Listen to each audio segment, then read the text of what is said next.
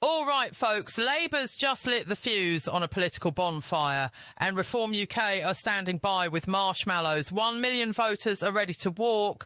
Reform could gain majority, 106 seats, and all because Labour wants to define a word. But not just any word. They want to define Islamophobia. Sounds harmless. Think again. In a new JL Partners poll just released this week, Labour's vote share drops from 23% to 20% the moment they push forward with defining Islamophobia. Reform, they climb to 30%. That shift would give Nigel Farage a 106-seat parliamentary majority and leave Labour with just 103 seats. That's not a dent. That's electoral obliteration. Now, this isn't about protecting Muslims from violence. We already have laws against hate crime. This is about criminalising speech. Critics, and there are a lot of them, say Labour's plan would make it impossible to speak out about grooming gangs, cultural clashes, or even legitimate safety concerns without being labelled a bigot. Angela Rayner's set up a secretive panel to define Islamophobia, chaired by Dominic Grieve, the same man who endorsed a 2019 report that called any talk of grooming gangs anti-Muslim racism. Yeah? Tell that to the victims in Rotherham, Dominic. Baroness Casey's report made it crystal clear. Authorities looked the other way for years out of fear they'd be called racist. So now Labour wants to bring in a law that guarantees you will be.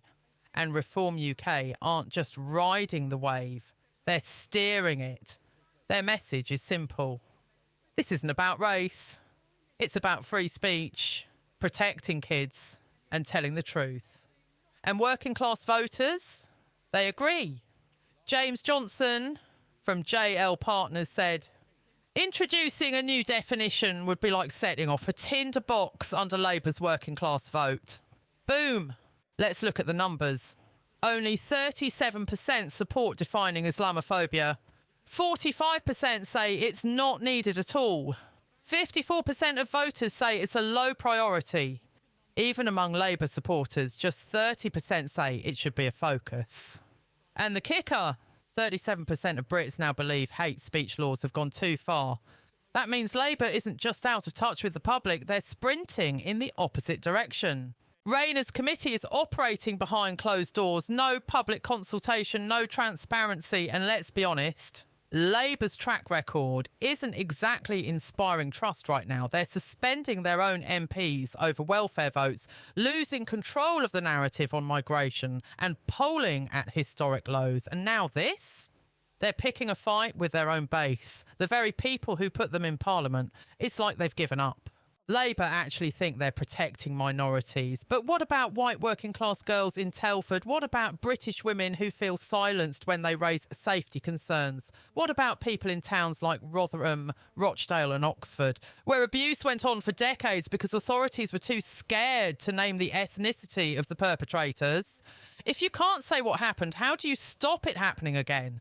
Defining Islamophobia isn't just a political risk, it's a moral failure. Because when speech is policed, truth gets buried. When fear rules policy, justice gets ignored. And when you put ideology above victims, you lose your right to lead.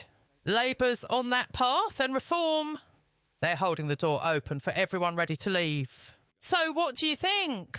Should Islamophobia be officially defined by law? Or is this just the latest elite trick to silence people like you? Drop your thoughts below and hit that subscribe button to make sure TruthCast UK keeps giving you the news